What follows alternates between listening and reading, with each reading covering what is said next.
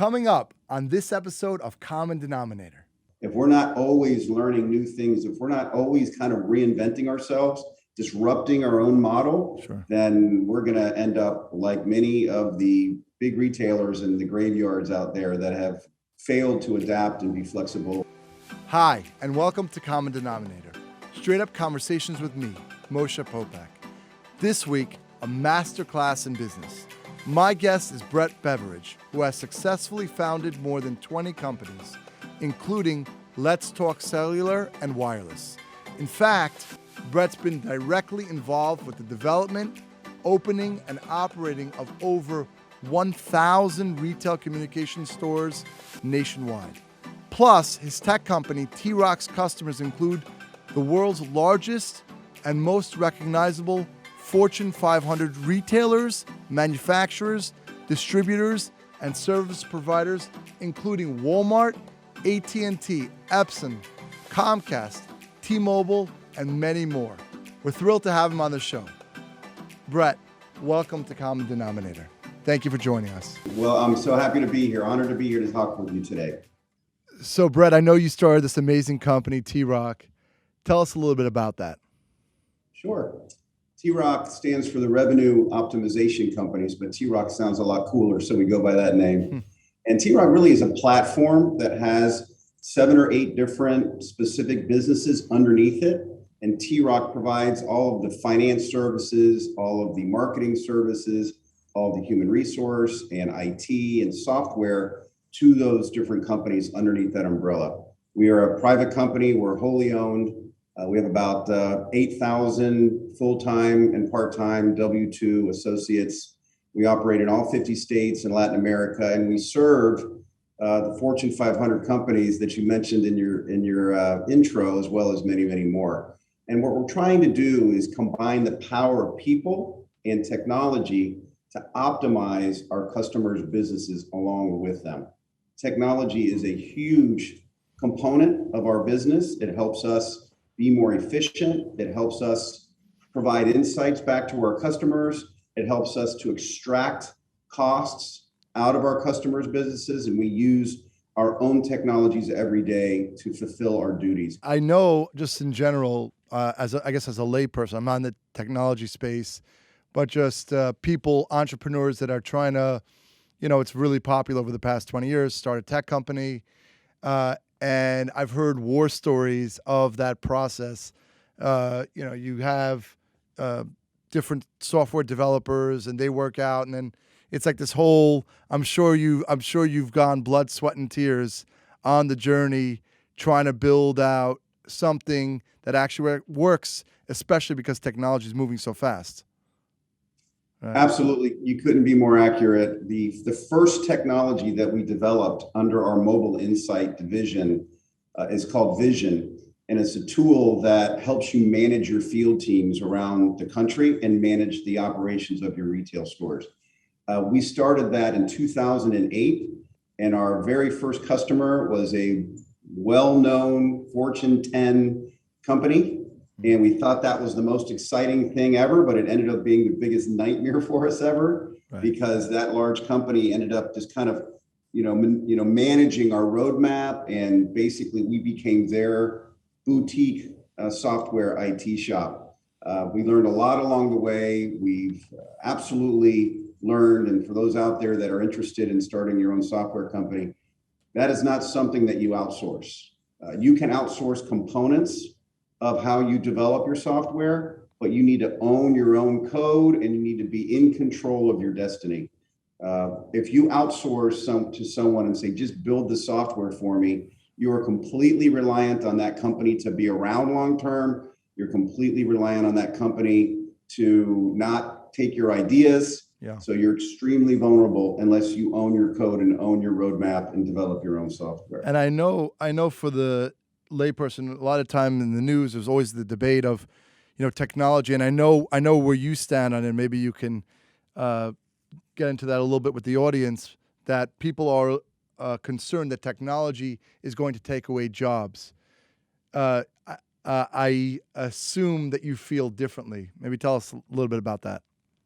No, I absolutely do. And, yes, there are certain functions that will be replaced by things like robots or artificial intelligence. But it really is the land of freedom. It's a land of opportunity that'll allow people, which will never go away, to expand their horizons, to increase their skill sets, to get paid more money to do more complicated types of tasks in stores.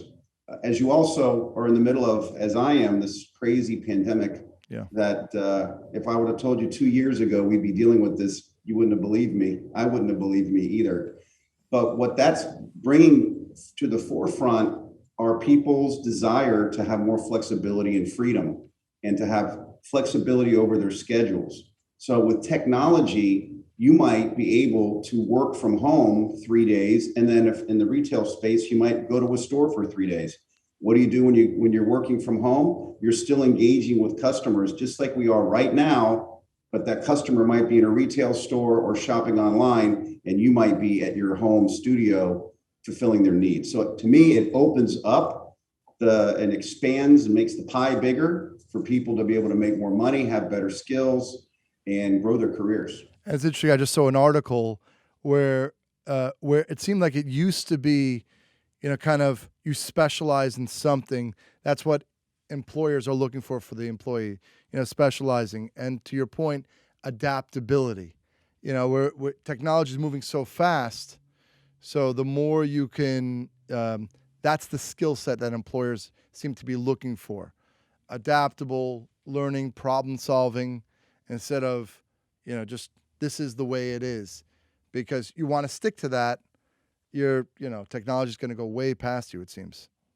Well, we have a set of core values, and our very first core value is be an entrepreneur every day. And that starts with me, and it cascades throughout the entire organization. So even if you are selling wireless phones on a Sunday inside of a big box retailer on behalf of T-ROC and that customer, you see way better than I do what the problems are. How can we do better? How can we have fun solving those problems so that we can produce more and make more customers happy, the end user happier?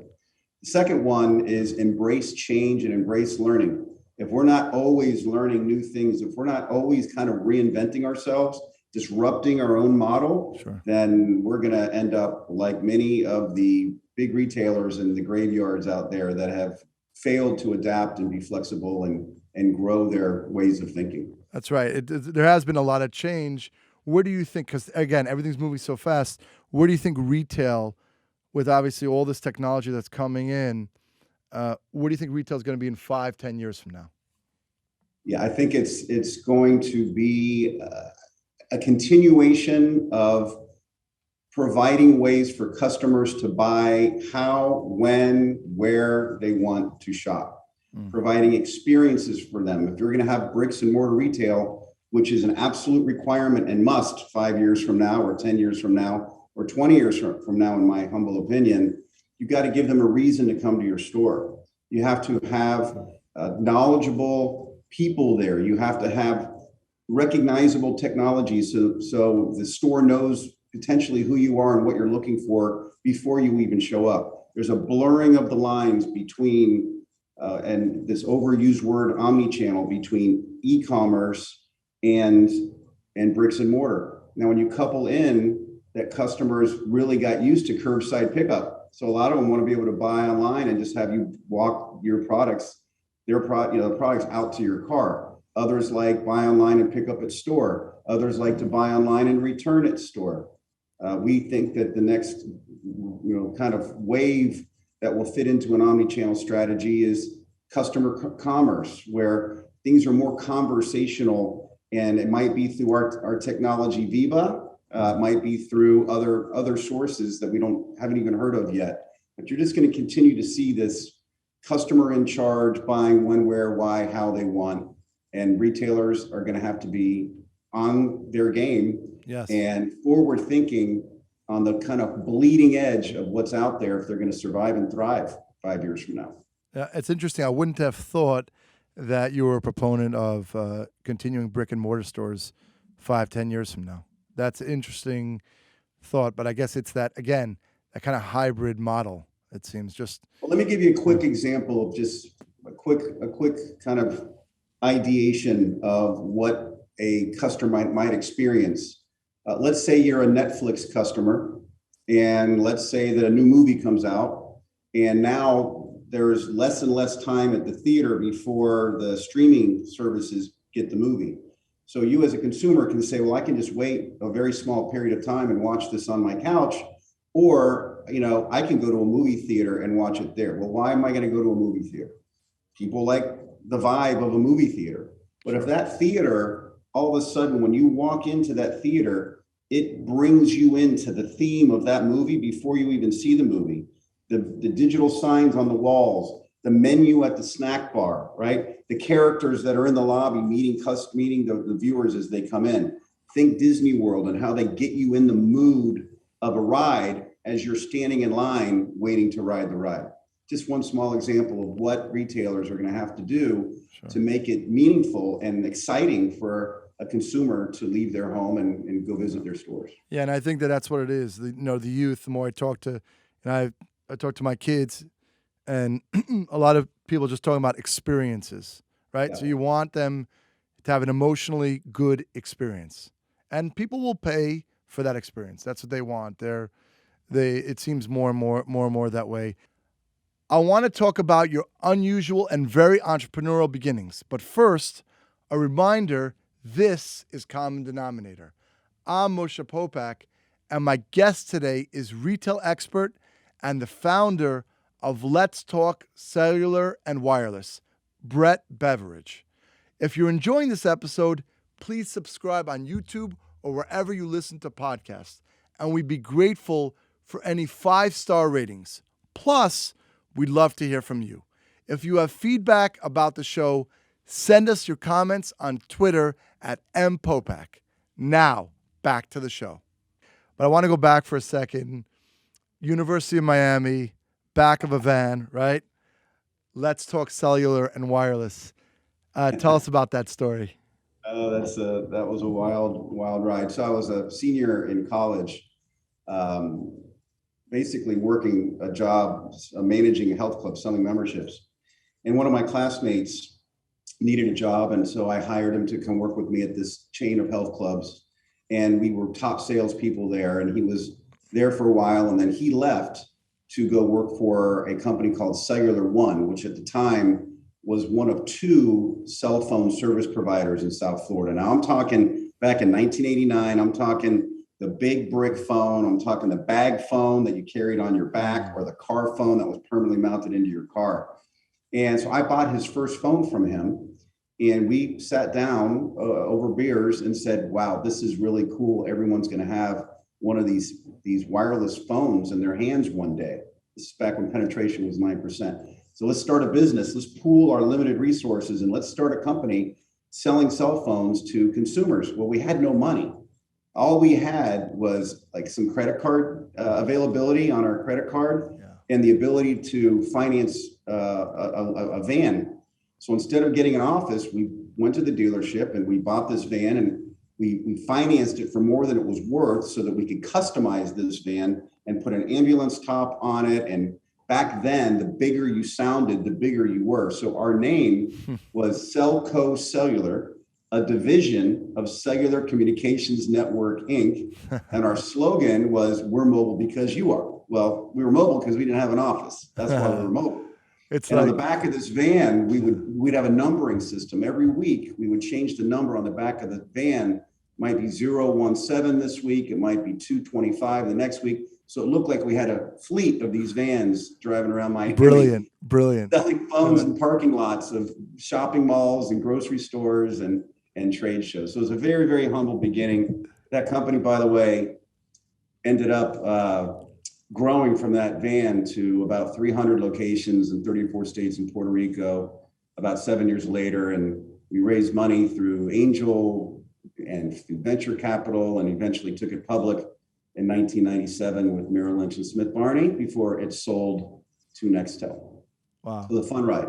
So that, first of all, a lot of lessons there, because I think just going out and saying, oh, I'm going to I'm going to go ahead and make a decision. I'm going to get a van. Even that startup, that mentality. Me and my buddy, we're just going to go ahead and do this. If we can give that lesson over to the listener, just start. And I know, right? You have a book, right? Do it anyway. I think it's going to be out here fairly shortly. It's not out yet, but I've been working on it for quite some time. Yeah, I think about what is the bottom line with people is I'm for them to have success. It's pulling the trigger. When you pull the trigger, I find it's accepting that there's going to be a price to pay. I'm going to have to sacrifice my nights and weekends, right? I'm going to have to work really, really hard. I'm sure those 7 years you had a vision, right? And you were just sitting there till you got to that point or you went public. I'll tell you, there were lots of scary nights and multiple times where we stare at the precipice of failure and just move forward relentlessly to power and bulldoze our way through what is seemingly was impossible to be able to do. I can give you one quick example.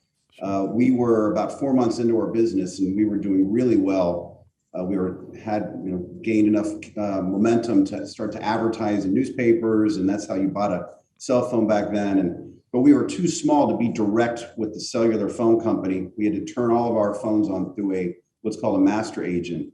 And that master agent, for 3 or 4 months, everything worked fine. But on our 4th month, the agent decided not to answer their phone. Now, they owed us a lot of money, and we had to have that money to pay rent, to pay our employees, to buy more product. And he just decided to go out and go into bankruptcy and just basically not pay anybody. So, we're young and aggressive at that time and knew we needed that money. So we drove up to see this person, about, 2-hour drive to get to West Palm, and the place was empty, but we saw the door crack open and someone that we knew from the business. And we said, "Where's this person? Where's the owner?" "Well, no one's here, but he's in his office." So we charge to his office and we go confront him and say, "Listen, you owe us 6 figures. You owe us this money. We have to have this money." And he said, "I'm not paying you. You're never going to get your money." I said, "What are you talking about? We earned this money." Now, I'm 23 years old. My partner's 21 or something of that nature. So we started really putting pressure. What do you mean we're not going to get our money? So he quickly pulled over his jacket and showed us his pistol and said, "Hey guys, you're not going to get your money. If you don't want any trouble, you'll leave." So we quickly retreated and decided to leave. Well, on the way home, we were just destroyed, and we just felt like the world had ended. And why did we even start this business in the first place? Called our lawyer, and our lawyer said, "Look, you got to file for bankruptcy too. I mean, it's not fair what this guy did to you. You're going to have to, kick the can down the road, file bankruptcy, and start and try to fight another day." We slept on it. We said, "Look," we woke up the next day and came to the same conclusion. We're not going to file for bankruptcy. So we had to tell our employees, we're sorry, we can't pay them, and we need them to work for free for a while. Wow. We had to tell our suppliers that we owed money to, that we weren't going to be able to pay them, but we needed them to extend us even more credit so we could get phones so that we could start selling them again. And then we actually went direct with the wireless service provider who saw that we were active and doing the right thing. So that's a really good example of a seemingly impossible way to carve yourself out of a hole, but we did it anyway. No, I think that's an amazing story, because I think that grit. I listened to TED Talk a few weeks ago, and they said among psychologically, the number one trait to getting success, it goes down to that grit. It's like a Harvard professor, she was on a TED Talk, and I was like, that's exactly right. Meaning, they say no, all you're hearing is yes. And I'm going to do it even though I have a tremendous pit in my stomach and I'm feeling terrible every single moment, because that's a great example.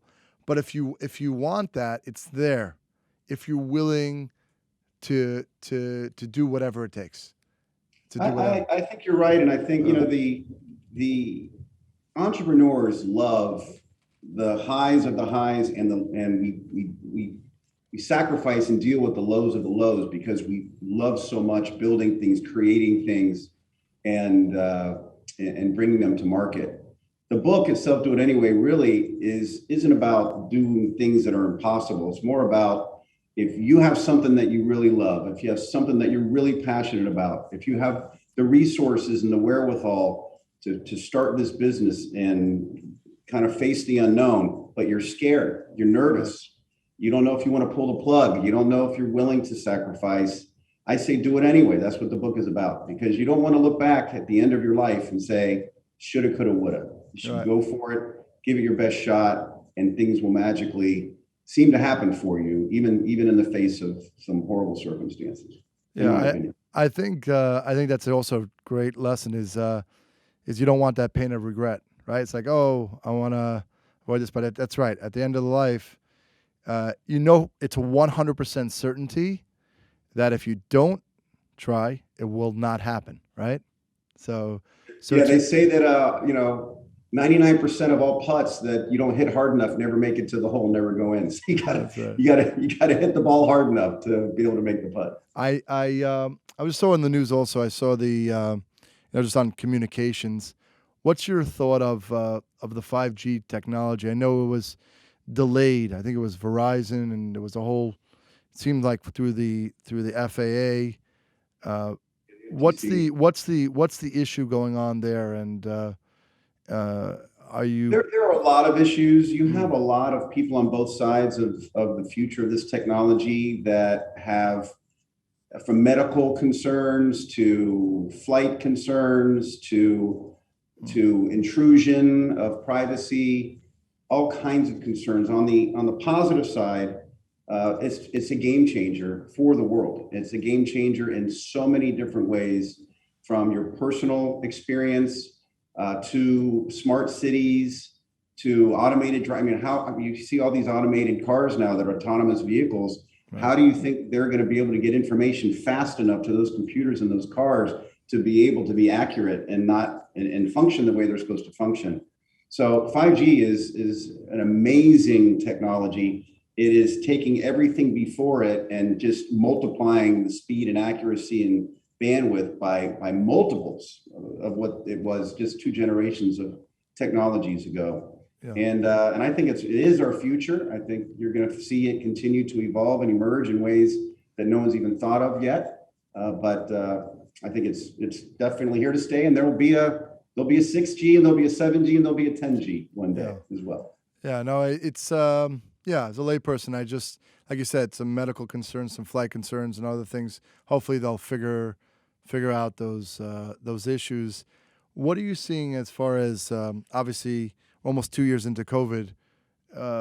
What kind of weaknesses are you seeing in the retail space that COVID kind of bubbled up and brought to light? Yeah, it's really about people. We are a people company. So I know a lot of people say that, but some big brands around the world hire us to have access to our people who we believe know how to sell complicated products and services in a way that is very consultative in nature and prescriptive in nature.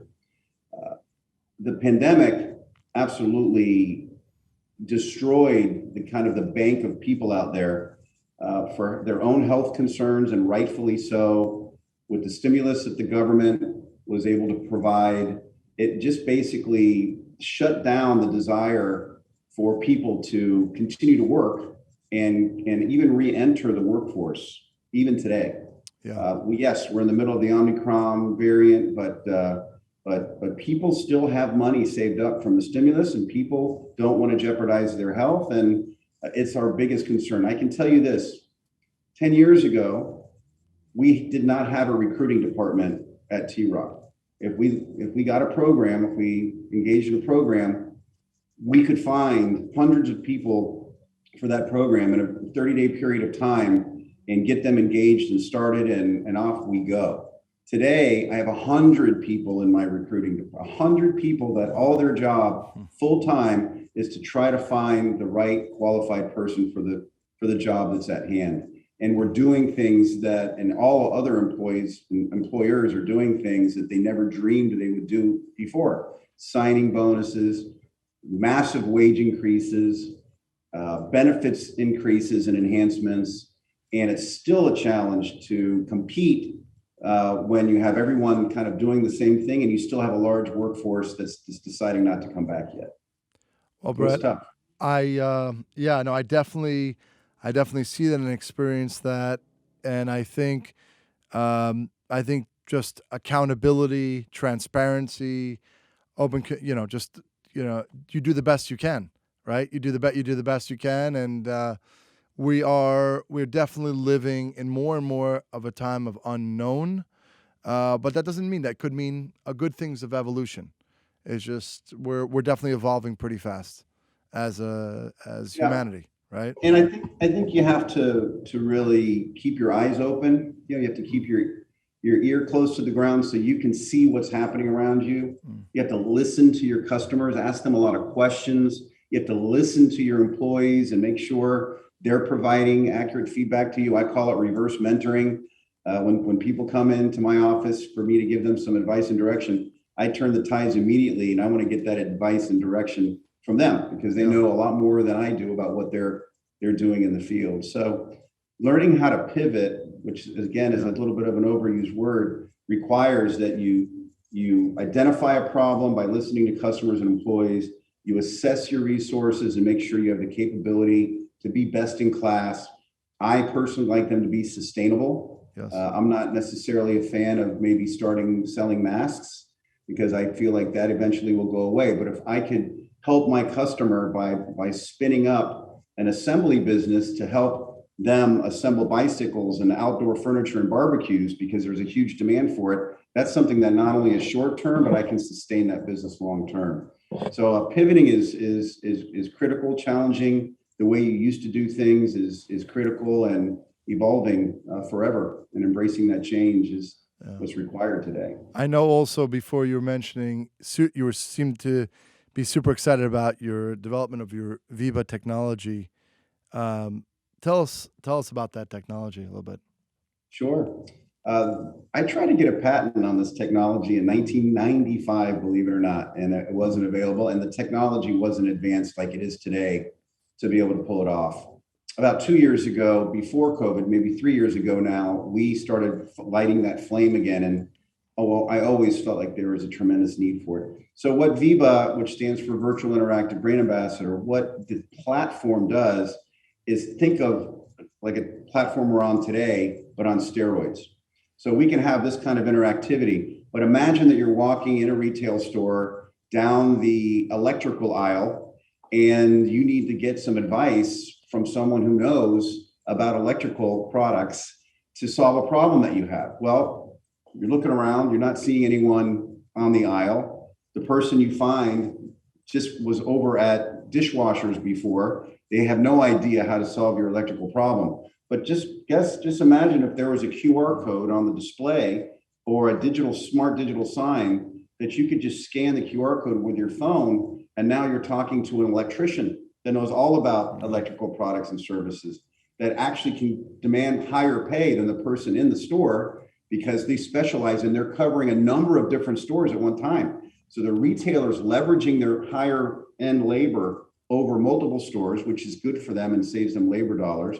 The employee is getting paid what they deserve to be paid because they have those skills required, right? Customers ecstatic because now they got the right advice from the right person about what products or services they should buy. And the list goes on and on and on. So that's a good example of flexibility of labor force. Yeah, I think it's very effective and efficient. I think it's brilliant. So I just want to wish you luck with that as well. And how could the audience find out more about T-ROC and learn more about what you're doing? Sure. People can go to trocglobal.com. If you like Viva, you can go to vivaconnect.com. I'm on LinkedIn at Brett Beveridge and Facebook at B Beveridge, Twitter at B Beveridge. Actually, Facebook is Ask B Beveridge. So, if you go to, or you can go to brettbeveridge.com and find me that way. But T-ROC would be delighted to speak with anyone out there that's looking for some assistance. Well, thank you so much, Brett. It's really been a pleasure and really informative. Good luck with everything. Very much. Thank you so much for having me. Thank you. Thanks for listening to the Common Denominator podcast. Join us next week for another inspiring, impactful, and empowering conversation. To learn more about Moshe, head to MoshePopack.com. If you enjoyed this episode, feel free to share it. And we'd be grateful if you could rate, review, and subscribe to the show.